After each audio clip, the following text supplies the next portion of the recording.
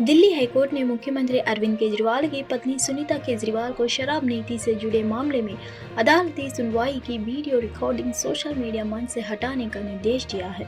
गौरतलब है कि 28 मार्च को दिल्ली हाईकोर्ट में आबकारी नीति मामले में से जुड़ी सुनवाई हुई थी, जिसकी वीडियो रिकॉर्डिंग की गई थी।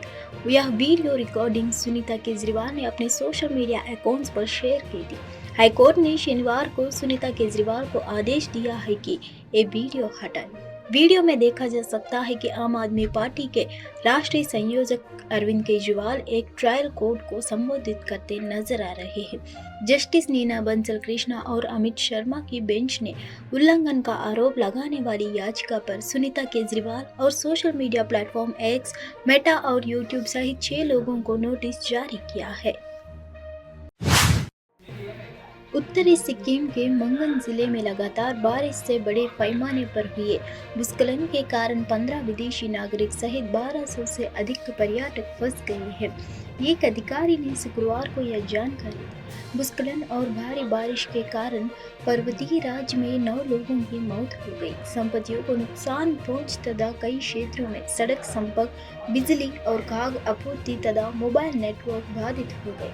सिक्किम के पर्यटन एवं नागर विमानन विभाग में प्रधान सचिव CS राव ने एक बयान में कहा, प्राप्त रिपोर्ट के अनुसार भारी बारिश और भूस्खलन के कारण सड़क अवरोध हो जाने से लगभग 1200 घरेलू और 15 विदेशी पर्यटक मंगन जिले के लचूंग में फंस गए हैं। मुख्यमंत्री प्रेम सिंह तमांग में भारी बारिश के कारण हुए भूस्खलन के बाद स्थिति का जायजा लेने के लिए मिंटो कमगांगा एक उच्च स्तरीय बैठक की अध्यक्षता की। भूस्खलन से पर्वतीय राज्य बुरी तरह से प्रभावित हुआ। स्थानीय अधिकारियों ने फंसे हुए पर्यटकों से अपने अपने स्थानों पर ही रहने तथा जोखिम मोल लेने से बचने को कहा है। बिहार के मुख्यमंत्री नीतीश कुमार को शनिवार सुबह अचानक से तबीयत खराब होने के कारण अस्पताल में भर्ती होना पड़ा। बताया जा रहा है कि सुबह उठने पर उन्हें हाथों में तेज दर्द की शिकायत हुई। दर्द बढ़ने पर उन्हें पटना के मेदांता अस्पताल ले जाया गया है। अस्पताल के डॉक्टरों के मुताबिक नीतीश कुमार का इलाज मेदांता के हड्डी रोग विभाग में चल रहा है। डॉक्टरों की एक टीम उनकी देख रेख कर रही है। नीतीश कुमार पिछले कुछ महीने से काफी व्यस्त चल रहे थे। लोकसभा चुनाव के दौरान महीनों तक चले चुनाव प्रचार और उसके बाद केंद्र में सरकार गठन को लेकर दिल्ली में लगातार बैठकों का दौरा जारी रहेगा। उत्तर प्रदेश के रामपुर में बीजेपी नेता और मासवसी नगर पंचायत अध्यक्ष और बीजेपी नेता दिनेश गोयल समेत 17 से 18 लोगों के खिलाफ FIR दर्ज की गई है। आरोप है कि इन लोगों ने नायब तहसीलदार के साथ मारपीट करने और उन्हें जान से मारने के लिए उन पर हमला कर दिया है। FIR खुद नायब तहसीलदार ने दर्ज कराई है। मामला स्वर में मासवासी इलाके का है। स्वर थाने के पुलिस ने मामला दर्ज किया है। आज तक से जुड़े आमिर खान की रिपोर्ट के मुताबिक एक डंपर की टक्कर से एक ई-रिक्शा चालक के दोनों पर कुचल गए थे। इस घटना से मासवासी नगर पंचायत अध्यक्ष दिनेश गोयल और उनके समर्थक भड़क गए। उन लोगों ने जमकर हंगामा किया, विरोध में सड़क पर जाम लगा दिया है। जानकारी मिलने पर स्वर कोतवाल और मासवासी चौकी इंचार्ज फोर्स के साथ मौके पर पहुंचे। साथ ही नायब तहसीलदार मनवेंद्र सिंह भी पहुंचे और स्थिति को नियंत्रित करने की कोशिश करने लगे। इस बीच दिनेश गोयल और उनके समर्थकों की नायब तहसीलदार से झड़प हो गई है। झड़प के बाद मनवेंद्र ने आरोप लगाया कि दिनेश गोयल ने उन्हें गंदी गालियां दी, साथ ही उनका कॉलर पकड़ लिया है। आरोप ये भी लगाया कि जान से मारने की नीयत से कई लोगों के साथ मिलकर दिनेश गोयल ने हमला किया। इस दौरान वहां मौजूद पुलिस ने कोशिश करके मानवेंद्र को उनके चंगुल से बाहर निकाला। मानवेंद्र सिंह ने कोतवाली स्वर में शिकायत दर्ज कराई है। शिकायत में उन्होंने कहा, मामले में कोतवाली स्वर पुलिस ने दिनेश गोयल समेत 70 से 80 अज्ञात लोगों के खिलाफ मामला दर्ज कर लिया है। इन लोगों के खिलाफ IPC की धारा 147, 149, 504, 307, 332 और 353 के तहत मुकदमा दर्ज किया गया है। भारत के प्रधानमंत्री आगामी 19 जून को राजगीर अंतर्राष्ट्रीय नालंदा विश्वविद्यालय के कार्यक्रम में शामिल होने अपने लाव लश्कर के साथ पहुंचेंगे। जानकारी के अनुसार वे नालंदा विश्वविद्यालय के नवनिर्मित कैंपस उद्घाटन समारोह में शिरकत करने को लेकर PM मोदी का आगमन संभावित है। हालांकि अब सवाल यह भी उठ रहा है कि शपथ ग्रहण के 10 दिन बाद ही वह बिहार क्यों आ रहे हैं। इस दौरान नीतीश कुमार भी मौजूद रहेंगे। क्या इस दौरान बिहार के लिए कोई बड़ा फैसला हो सकता है क्या? यह दौरा के बाद ही पता चलेगा। इस दौरान वे देश विदेश के स्टूडेंट्स का संबोधित भी करेंगे। पीएम मोदी की राजगीर यात्रा बनारस से शुरू होगी। वे 19 जून को बनारस एयरपोर्ट से 8:30 बजे गया के लिए उड़ान भरेंगे, जहां गया एयरपोर्ट पर उनका 9:15 बजे आगमन होगा। इस दौरान नया एयरपोर्ट गया के से 9:20 पर उनका हेलीकॉप्टर नालंदा जिला के लिए उड़ान भरेंगे, जहां नालंदा जिला के राजगीर स्थित अंतर्राष्ट्रीय नालंदा विश्वविद्यालय परिसर में बने हेलीपैड पर उनका हेलीकॉप्टर 9:50 पर लैंड करेगा। हेलीपैड से वे अपने काफिले के साथ वीवी कैंपस के सड़क मार्ग से मुख्य समारोह स्थल सुषमा स्वराज ऑडिटोरियम में 10 बजे पहुंचेंगे, जहां पीएम मोदी समारोह के दौरान नालंदा विश्वविद्यालय के नवनिर्मित कैंपस का विधिवत उद्घाटन करेंगे। इस दौरान 10 बजे से 11:30 बजे तक के बीच आयोजित कुल 1.5 घंटे के समारोह में पीएम मोदी शिरकत करेंगे। कांग्रेस कार्यकर्ताओं ने शनिवार को दिल्ली के कृष्णा नगर इलाके में आम आदमी पार्टी के नेतृत्व वाली दिल्ली सरकार और केंद्र में बसपा के नेतृत्व वाली सरकार के खिलाफ मटका फोड़ विरोध प्रदर्शन किया। एक कांग्रेस कार्यकर्ता ने एएनआई को बताया कि पानी के नाम पर जनता को धोखा दिया जा रहा है। गरीब लोगों को सबसे ज्यादा परेशानी हो रही है। सरकार आरोप प्रत्यारोप को खेल खेल रही है। पहले से पानी की व्यवस्था क्यों नहीं की गई? वे राजनीति करने में व्यस्त थे।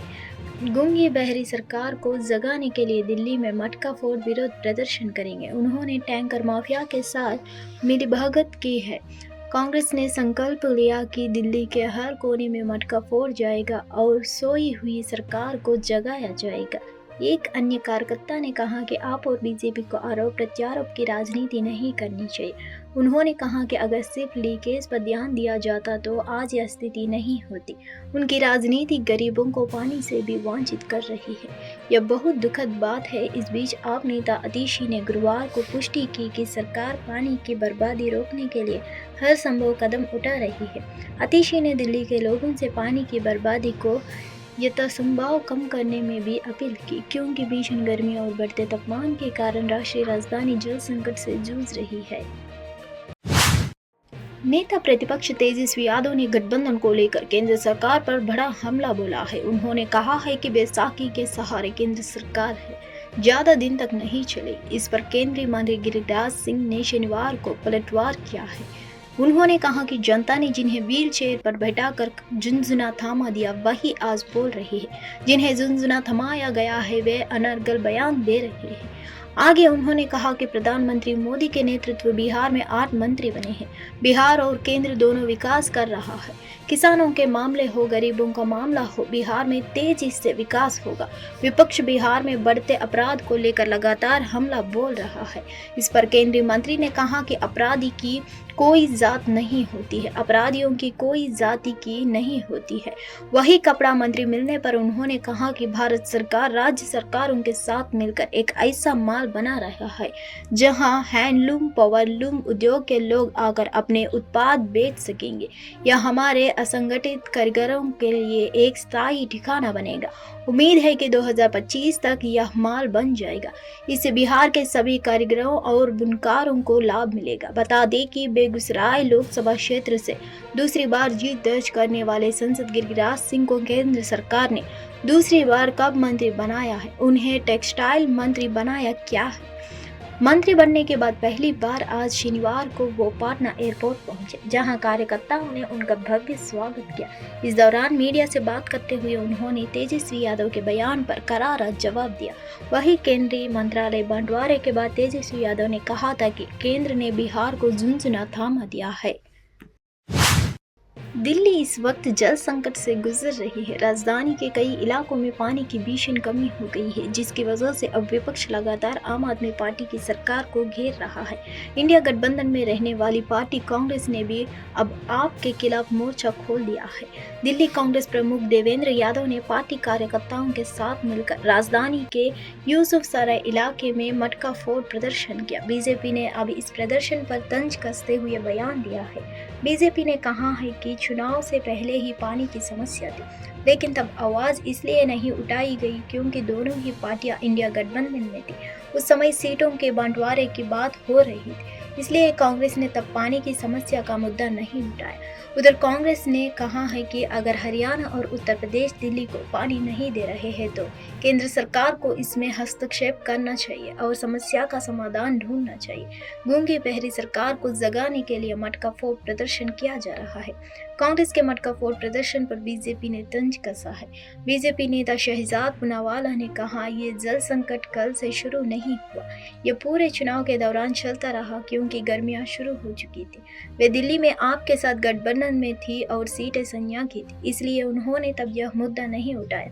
उन्होंने आगे कहा, दिल्ली आज पानी की कमी से जूझ रही है क्योंकि पिछले 10 वर्षों में आम आदमी पार्टी भ्रष्टाचार के अलावा कुछ नहीं किया। दिल्ली को सप्लाई होने वाला 50% पानी बर्बाद हो जाता है। आपने पानी टैंकर माफियाओं को संरक्षण दिया है। सुप्रीम कोर्ट के आदेश के बाद भी पानी टैंकर माफियाओं को खिलाफ कोई जांच नहीं की जाती है। यह आपके जल माफियाओं के साथ संबंध और कांग्रेस एवं आपके बीच संबंध के बारे में बहुत कुछ बताता है।